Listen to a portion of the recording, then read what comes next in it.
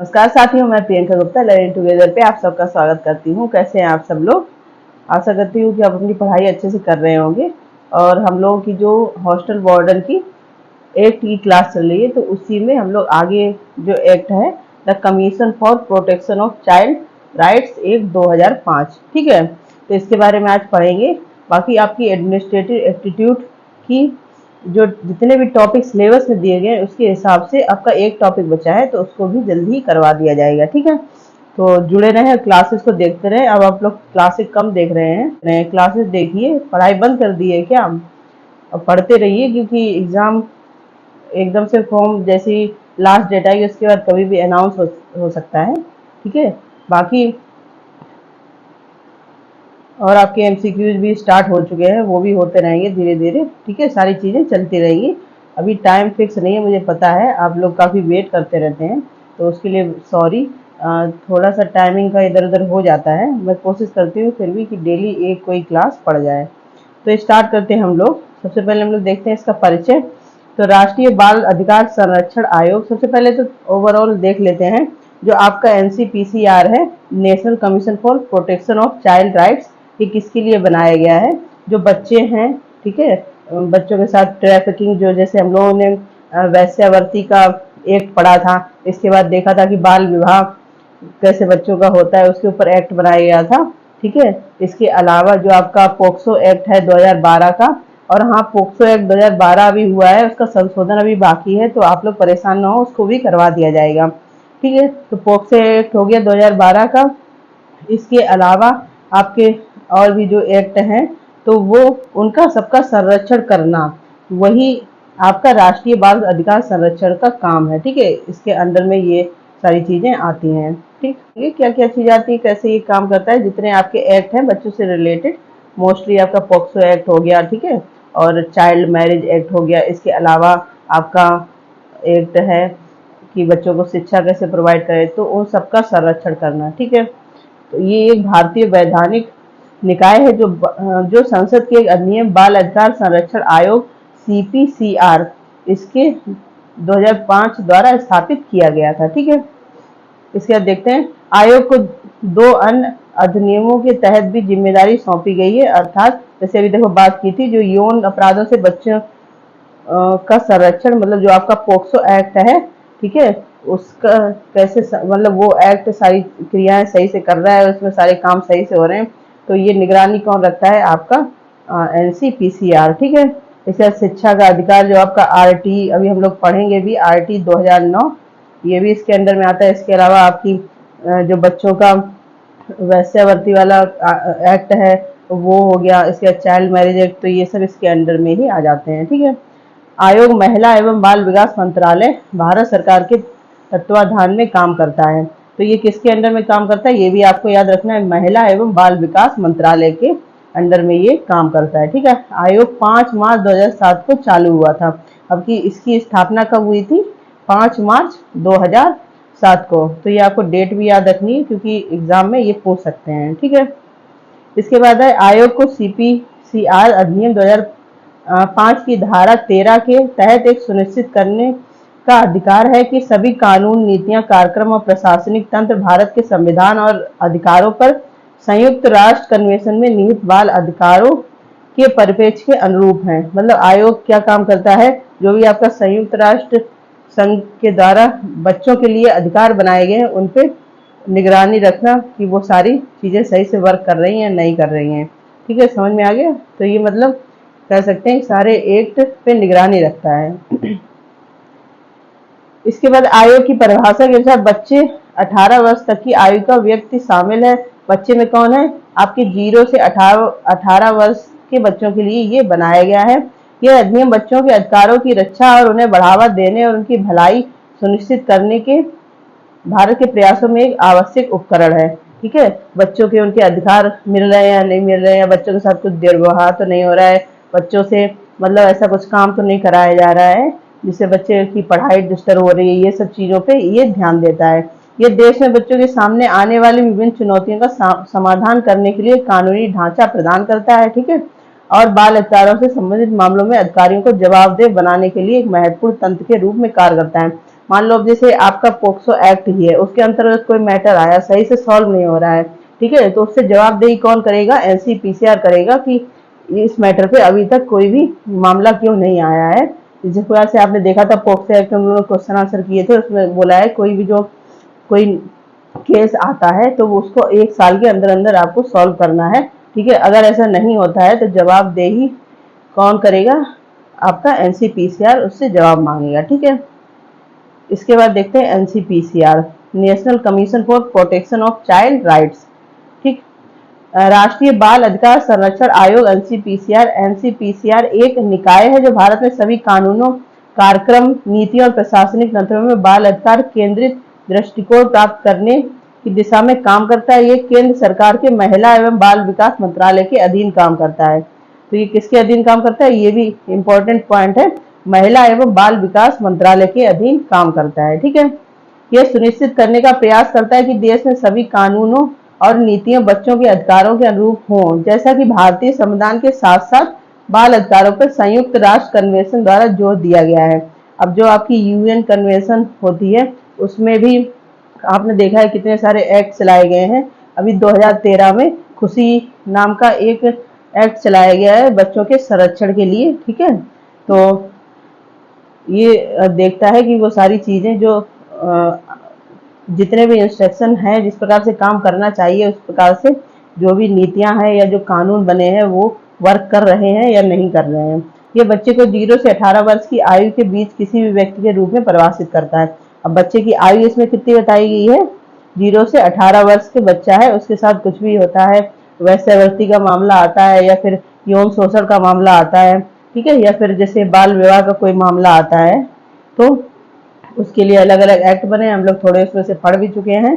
तो उन सबकी जवाबदेही होती है कि वो एनसीपीसीआर को बताएं कि अगर कोई चीज़ डिले हो रही है, कोई चीज़ गड़बड़ हो रही है तो किस वजह से हो रही है, ठीक है। इस प्रकार से चीज़ें इसमें होती हैं। आयोग बाल अधिकारों की सार्वभौमता और अनुगणनीयता को स्वीकार करता है। यह उन बच्चों पर ध्यान केंद्रित करता है समाज के सबसे कमजोर वर्गों का हिस्सा है। प्लस समाज के सबसे कमजोर वर्ग मतलब जैसे किसी के घर में ज़्यादा इनकम का सोर्स नहीं है तो बच्चे छोटे छोटे काम पे लगा दिए जाते हैं या बच्चियाँ छोटी बेच देते हैं, ठीक है, पैसे की वजह से, तो उन सब पे ज़्यादा ध्यान केंद्रित करता है ये आयोग। बच्चे के हर अधिकार को समान रूप से महत्वपूर्ण मानता है और इसलिए अधिकारों को महत्व के अनुसार वर्गीकृत नहीं करता है, ठीक है। मतलब जितने भी बच्चे के अधिकार हैं, जैसे शिक्षा का अधिकार हो गया, उसके साथ कोई अन्याय नहीं हो रहा है, उसके साथ कुछ गलत तो नहीं हो रहा है, ठीक है, तो उस सब पे ये ध्यान देता है। इसके बाद दूसरा है हमारा, इसमें कितने मेंबर होते हैं, ये भी क्वेश्चन पूछ सकते हैं। ये सबसे पहले तो ये वैधानिक संगठन है, मतलब स्टेटूटरी ऑर्गेनाइजेशन है। इसमें निम्नलिखित सदस्य शामिल हैं। एक अध्यक्ष होता है, आपका चेयरपर्सन होता है, ठीक है। प्रतिष्ठित व्यक्ति और जिसका बाल कल्याण में काम का अनुकरणीय रिकॉर्ड हो, मतलब अध्यक्ष कौन होता है? जो जिसने बहुत साल तक उसमें काम किया हो, उसका काम मतलब सराहनीय हो, उसको अध्यक्ष बनाया जाता है, ठीक है। इसके अलावा 6 सदस्य और होते हैं जिनमें कम से कम 2 महिलाएं होती हैं, ठीक है। 6 सदस्य ये हो गए। 6 सदस्य आपकी ये होगी जिसमें क्या होता है, 2 आपकी महिलाएं होती हैं, ठीक है, मतलब 2 कम से कम 2 महिलाएं होना, ज़्यादा से ज़्यादा और भी हो सकती हैं। इसके बाद एक ये अध्यक्ष होता है, तो 1 और 6 मिलके अगर टोटल सदस्य आपसे पूछे जाते हैं तो कितने होते हैं? 7 होते हैं। और अगर केवल अध्यक्ष के अलावा सदस्य पूछे जा रहे हैं तो 6 हैं। और केवल एक अध्यक्ष अगर पूछा जाए कितने अध्यक्ष होते हैं तो कितने होते हैं? 1 अध्यक्ष, ठीक है। इसके बाद एरिया रिलेटेड टू एक्ट। अब इसमें कौन कौन से एरिया आते हैं? केंद्र सरकार ने प्रतिष्ठित योग, सत्यनिष्ठा, प्रतिष्ठा और अनुभव वाले व्यक्तियों में से निम्नलिखित को नियुक्त किया है। कौन कौन से एरिया आते हैं, कैसे कैसे उन पर वर्क करेगा? जैसे शिक्षा, बाल स्वास्थ्य, देखभाल, कल्याण या बाल विकास, शिक्षा से संबंधित कोई भी आयोग है, बाल विकास पे काम हो रहा है। किशोर न्याय या उपस्थित या हाशिए पर पड़े बच्चों का, विकलांग बच्चों की देखभाल, ठीक है। इसके बाद जो जैसे माइनर वर्ग से बच्चे आ गए या फिर विकलांग बच्चे हैं, ठीक है, कोई डिसेबिलिटी है उनको, उन सबका। इसके बाद बाल श्रम या संकटग्रस्त बच्चों का उन्मूलन, और बच्चे जो काम वगैरह में लगा दिए जाते हैं छोटी उम्र से, ठीक है, तो उन सब को भी ध्यान में रख के ये काम करता है। बाल मनोविज्ञान या समाजशास्त्र, बच्चों से संबंधित कानून। अब मनोविज्ञान में क्या है, जैसे यौन शोषण का कोई मामला बच्चे के साथ होता है तो उसकी मेंटल हेल्थ पे बहुत ज़्यादा इफेक्ट करता है। हम लोग ये सब चीज़ें पढ़ भी चुके हैं, तो आपको अच्छे से समझ में आ रहा होगा ये वाला, ठीक है। इसके बाद इसके फंक्शन क्या क्या होता है। मौजूदा कानूनों के तहत भारत में बाल अधिकार संरक्षण के लिए प्रदान किए गए सुरक्षा उपायों का आकलन और समीक्षा करें और उन्हें प्रभावी ढंग से लागू करने के उपाय भी सुझाएं, ठीक है। कानून बनाए जाए, उन्हें प्रभावी ढंग से और कैसे अच्छे से चला सकते हैं इसके भी उपाय बताए जाएं। जब भी आवश्यक हो इस क्षेत्र में कानूनों के कामकाज पर केंद्र सरकार को रिपोर्ट प्रस्तुत करें। जब भी केंद्र सरकार आपको किसी मैटर में रिपोर्ट मांगती है तो आप तुरंत रिपोर्ट प्रस्तुत करेंगे, या आप खुद से भी जैसे कोई गंभीर मैटर है या कोई चीज है तो उसकी रिपोर्ट केंद्र सरकार को सबमिट कर सकते हैं, ठीक है। ये सब फंक्शन है इसके। फंक्शन मतलब इसकी कैसे, इसकी कार्यप्रणाली ये कैसे वर्क करता है, ठीक है। बाल अधिकारों के उल्लंघन के मामलों की जांच करें और कार्रवाई शुरू करें। इसके बाद उन कारकों का अध्ययन करें जो आतंकवाद, दंगों, प्राकृतिक आपदाओं, सांप्रदायिक हिंसा, तस्करी से प्रभावित बच्चों के अधिकारों के आनंद को रोकते हैं, ठीक है। अब क्या होता है, कहीं के पे ऐसे दंगे हो जाते हैं, जैसे आप लोग देख सकते हैं अभी रूस और यूक्रेन का कितना हो रहा है, ठीक है। तो वहाँ पे जो छोटे छोटे बच्चे हैं, सोचो उनकी खेलने कूदने की उम्र है, पढ़ने की उम्र है, तो उनकी मेंटल स्थिति पे कैसे इफेक्ट कर रहा होगा वो चीज़, ठीक है। क्योंकि हम लोग तो यहाँ आराम से बैठे हैं, तो हम लोग वो है कि अरे तब भी हम लोग दुखी होते रहते हैं। लेकिन आप एक बार सोच के देखो उन बच्चों का जो छोटे हैं और इन सब चीज़ों से गुजर रहे हैं, तो उनकी मेंटल स्थिति क्या रहती होगी, ठीक है। तो उन सब के बारे में एनसीपीसीआर मतलब काम करता है, उनको रोकने का प्रयास करता है। HIV, एड्स, यातना और शोषण, दुर्व्यवहार, वेश्यावृत्ति और अश्लील साहित्य और उनके लिए उपचारात्मक उपाय सुझाएं। मतलब HIV, एड्स जैसी कोई समस्या है, दुर्व्यवहार हुआ है, यौन शोषण होता है, वैश्यावृत्ति का कोई मामला आता है, तो उसमें और कैसे अच्छे से वर्क हो सकता है, ये आप एनसीपीसीआर को मतलब बता सकते हैं, ठीक है। इसके बाद विशेष देखभाल और सुरक्षा की आवश्यकता वाले बच्चों की जरूरतों के बारे में पूछताछ करें, जैसे कि वंचित और हाशिए हाशिए मतलब मार्जिनलाइज्ड चिल्ड्रन, मतलब जो कह सकते हैं कि समाज से वंचित कर दिया। बहुत सी ऐसी चीजें हैं कि उनको वंचित मतलब कि उन पर ध्यान नहीं दिया जाता, तो उन पे भी, उन बच्चों पे भी ये काम करता है। बच्चे कानूनों को उल्लंघन करने वाले बच्चे, ठीक है। कैदियों के बच्चों और बिना परिवार वाले बच्चों के बारे में जानकारी दे, मतलब जो कैदी के बच्चे हैं, अब मान लो कैदी है, जेल में है, अब उसके घर में और कोई नहीं है बच्चों को देखने वाला, तो ये जो एनसीपीसीआर है, इसमें जितने एक्ट है वो सब मिलके उसके लिए उपचार का मतलब उपचार करवाएंगे, और उसको जितनी सहायता हो सकेगी, जो भी नियम कानून है उस हिसाब से उसको चीजें अरेंज करवाई जाएंगी, ठीक है। उनके उपचारात्मक उपाय भी सुझाए जाएंगे, ठीक है। समझ में आ गया।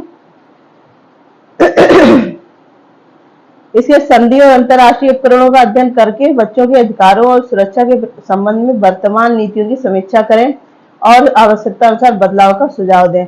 मतलब अभी जो नीतियां चल रही हैं, जो कानून चल रहे हैं, ठीक है, उनकी समीक्षा मतलब बीच बीच में उनको चेक करते हैं कि कैसी सब चीजें सही वर्क कर रही हैं, नहीं कर रही हैं, मतलब जिस उद्देश्य के लिए बनाया गया है वो उद्देश्य पूरा हो रहा है या नहीं हो रहा है। अगर कुछ लगता है कि उसमें चेंज करने की जरूरत, जैसे आपने देखा पोक्सो एक्ट 2012 है, तो उसका संशोधन हुआ है, और भी एक्ट हैं आपके संशोधन होके आते रहते हैं, तो इन सब का भी प्रावधान रखा गया है, ठीक है। बाल अधिकारों के क्षेत्र में अनुसंधान करना। अब बाल अधिकार मतलब चाइल्ड राइट के क्षेत्र में रिसर्च भी होती है आपकी बहुत सारी, किस लिए होती है कि कोई ऐसा नया मामला तो नहीं है जो बच्चों के प्रति गंभीरता का विषय हो, उस पर भी रिसर्च का भी ये मैटर, मतलब इस पे रिसर्चेज भी होती रहती हैं, ठीक है। इसके बाद है बाल अधिकारों की वकालत करें और जन अभियानों, सेमिनारों आदि के माध्यम से विचार को बढ़ावा और प्रस्तुत करें, जैसे, ठीक है। अब जैसे ये पॉइंट जो है हॉस्टल वार्डन के एग्जाम पॉइंट ऑफ व्यू से ये हो सकता है कि आप सेमिनार रख सकते हैं, कोई एक्टिविटी करवा सकते हैं कि इन अधिकारों को बच्चों को पता चले, उनके पेरेंट्स को पता चले, बाकी जितने लोग हैं उनको सबको पता चले, उस पर अगर कोई ऐसी चीज होती है तो उस पर तुरंत कार्रवाई की जाए, ठीक है। इसके बाद हम लोग देखते हैं बच्चों है उनकी ओर से किसी अन्य से प्राप्त विशिष्ट शिकायतों की जांच करना, ठीक है। अगर कोई शिकायत आती है तो उस पर विशिष्ट रूप से जांच करना। स्कूली पाठ्यक्रमों में बाल अधिकारों को शामिल करने को प्रोत्साहित करें और उस संबंध में शिक्षकों को प्रशिक्षित करें। देखो यहाँ पे वही चीज आ गई, आपके टीचर हो गए, इसके बाद हॉस्टल वार्डन, आप भी तो मतलब वहीं पे जाएंगे, तो इनको भी प्रशिक्षित करना, इसलिए ये आपके सिलेबस में रखा गया है कि इनके बारे में उनको भी पता होना चाहिए। ठीक है, इसके बाद इसके मेन पॉइंट कौन कौन से हैं। ये अधिनियम बाल अधिकार संरक्षण के लिए राष्ट्रीय आयोग के गठन का प्रावधान करता है, जो बच्चों के अधिकारों की सुरक्षा और बढ़ावा देने के लिए शीर्ष निकाय के रूप में कार्य करता है। मतलब बच्चों को कितनी ज्यादा ज्यादा उसकी सुरक्षा की जा सकती है, ज्यादा ज्यादा उसके अधिकार उसको दिलवाए जा सकते हैं, उस पर ये काम करता है। ठीक है, इसके बाद आयोग की संरचना, एनसीपीसीआर एक अध्यक्ष और 6 सदस्यों से बना है। अभी हम लोग बात कर चुके हैं। इसमें टोटल कितने होते हैं? 7, एक जिसमें अध्यक्ष होता है आपका, और 6 कितने होते हैं बाकी सदस्य होते हैं, जिसमें 2 कम से कम महिलाएं होनी चाहिए। जो सभी केंद्र सरकार द्वारा नियुक्त किए जाते हैं। सदस्यों का चयन बाल कल्याण से संबंधित मामलों में उनकी विशेषज्ञता और अनुभव के आधार पर किया जाता है। ठीक है, मतलब वो कितने स्पेशलिस्ट हैं, उसके अधिकार, उसके हिसाब से अध्यक्ष का चुनाव किया जाता है, जिसे हम लोग अभी पढ़ भी चुके हैं। आयोग की कार्य, अब आयोग की कार्य क्या क्या है? ठीक है, उनका उल्लंघन करता है तो जवाबदेही किसकी होगी, किसको जवाब देंगे, कैसी कैसी नीतियां, उन पर निगरानी रखना, ये सब आयोग की कार्य है। ठीक है, इसके बाद है आयोग की शक्तियां क्या क्या। एनसीपीसीआर को कुछ शक्तियां प्रदान की, जिसमें गवाहों को बुलाने, उनकी उपस्थिति को लागू करने, हलफनामे पर साक्ष्य प्राप्त करने और पूछताछ करने की क्षमता शामिल है। मतलब जो भी गवाह है उनको ये बुला सकती है डायरेक्ट। कोई अगर साक्ष्य है तो, जैसे बहुत से लोग होते हैं कि पुलिस को नहीं देना चाहते हैं, पुलिस को नहीं बताना चाहते हैं, तो वो डायरेक्ट यहाँ पे दे सकते हैं। ये सब इस कमीशन की पावर है। ठीक है, इसके बाद है रिपोर्टिंग और सिफारिशें। आयोग को केंद्र सरकार को वार्षिक और विशेष रिपोर्ट प्रस्तुत करने की आवश्यकता होती है, जिसमें देश में बाल अधिकारों की स्थिति पर प्रकाश डाला जाता है और सुधार के लिए सिफारिशें प्रदान की जाती हैं। ठीक है, अब ये भी जो केंद्र सरकार को रिपोर्ट देता है कि इस साल मतलब कि कैसे कैसे काम हुआ, कौन कौन सी चीजें जिन पे और अधिक प्रकाश डालने की आवश्यकता है या कोई संशोधन की आवश्यकता है, तो ये सब रिपोर्ट में शामिल किया जाता है। ठीक है, इसके बाल संरक्षण के लिए राज्य आयोग आपका SCPCR। अब जैसे एक तो केंद्र सरकार हो गया NCPCR, ठीक है, मतलब नेशनल लेवल पे। इसके स्टेट में भी इनके वो बनाए जाते हैं, ऑफिस कर सकते हैं या इस प्रकार से, जो इन सब पे काम करते हैं, तो वो अपनी रिपोर्ट किसको देते हैं? केंद्र को। ठीक है, अधिनियम में एनसीपीसीआर के साथ समन्वय करने और क्षेत्रीय स्तर पर बाल अधिकारों के मुद्दे को संबोधित करने के लिए प्रत्येक राज्य और केंद्र शासित प्रदेश में बाल अधिकार संरक्षण के लिए राज्य आयोग की स्थापना की भी परिकल्पना की गई है। मतलब स्टेट में भी इसके आयोग बनाए जाते हैं, जिससे क्या है, क्योंकि अब केंद्र हर जगह तो चीजें नहीं देख सकता, मतलब लोकल एरिया में नहीं देख सकता, जो क्षेत्रीय हैं चीजें गांव। इसके बाद है कि हॉस्टल वार्डन की क्या रोल है एनसीपीसीआर को लेके।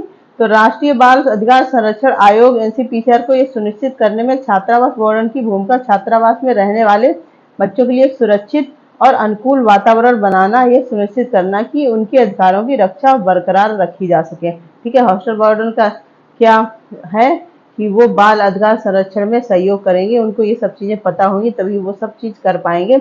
और संरक्षण में सहयोग करने का मतलब है कि बच्चों के लिए एक अच्छा और हैप्पी एनवायरनमेंट क्रिएट करें। ठीक है, एनसीपीसीआर 2005 छात्रावासों सहित बच्चों से संबंधित सभी संस्थानों प्रतिष्ठानों पर लागू होता है। मतलब जितने भी स्कूल हैं आपके और जैसे बच्चों से संबंधित जो भी संस्थान है, उन सब पे ये चीज लागू होती है। ठीक है, एनसीपीसीआर के जो भी नियम है, और ये विभिन्न जिम्मेदारियों की रूपरेखा तैयार करता है, जो एक छात्रावास वार्डन को आयोग के उद्देश्यों का अनुपालन करने के लिए पूरा करना होता है। ठीक है, इसका बाल सुरक्षा सुनिश्चित करना। ठीक है, अब ये एक्ट के थ्रू क्या है कि हॉस्टल वार्डन क्या कर सकता है, बाल सुरक्षा को सुनिश्चित कैसे करेगा कि बच्चे के साथ कुछ गलत तो नहीं हो रहा है, उसका यौन शोषण तो नहीं हो रहा है, या फिर वैश्यावृत्ति का कोई मैटर तो नहीं है बच्चे के साथ में।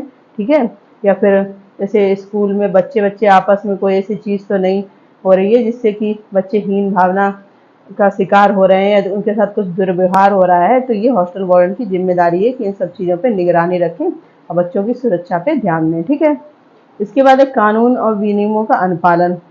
अब एनसीपीसीआर की तरफ से जो भी बाल अधिकार संरक्षण के कानून है, उस पे हॉस्टल वार्डन को ध्यान रखने की आवश्यकता है। बच्चों को भी उन सब के बारे में अवेयर कराने की आवश्यकता है, प्लस खुद भी उस सब चीज़ों के बारे में अच्छे से जाने, उनके जो भी तरीके हैं उनके हिसाब से ही कामकाज करें। ठीक है, इसके बाद है निगरानी और रिपोर्टिंग। इसमें क्या है कि अगर आपके संज्ञान में ऐसा कोई मैटर आता है कि बच्चे के साथ दुर्व्यवहार हो रहा है, यौन शोषण का कुछ मैटर है, या फिर और कुछ है जो बाल अधिकारों को, और कोई ऐसी चीज़ है जो बाल अधिकार का उल्लंघन कर रही है, तो आप तुरंत शिकायत दर्ज कर सकते हैं।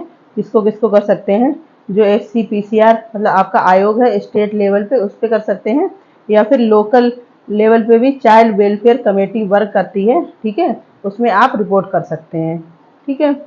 अधिकारियों के साथ समन्वय। अब मान लो कोई चीज़ ऐसी घटित होती है, ठीक है, अधिकारी आते हैं, पूछताछ करते हैं, पुलिस आई, पूछताछ की, तो आप जब सारी निगरानी रखेंगे, सब चीज़ की रिपोर्टिंग करेंगे, तो आप जो भी उससे रिलेटेड चीज़ें हैं आप उनको बता पाएंगे। समन्वय का मतलब है सारी चीज़ आपको उनको बताना भी चाहिए, ऐसा नहीं कुछ चीज़ आप छुपा रहे हो, ठीक है, जिससे कि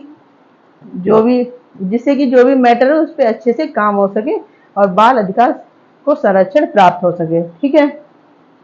इसके बाद बाल भागीदारी को बढ़ावा देना। अब स्कूल में जो भी एक्टिविटी होती हैं या टीचर्स हैं, ऐसे कुछ को करिकुलम एक्टिविटी होती है, कोई रोल प्ले होते हैं, जैसे 15 अगस्त है, 26 जनवरी है, उनमें तो इन सब चीज़ों को उसमें बढ़ावा दे, बच्चे भी जाने कि उनके क्या क्या अधिकार हैं, वो भी उनके बारे में अवेयर हो सकें। इसके बाद है उचित शिकायत तंत्र सुनिश्चित करना।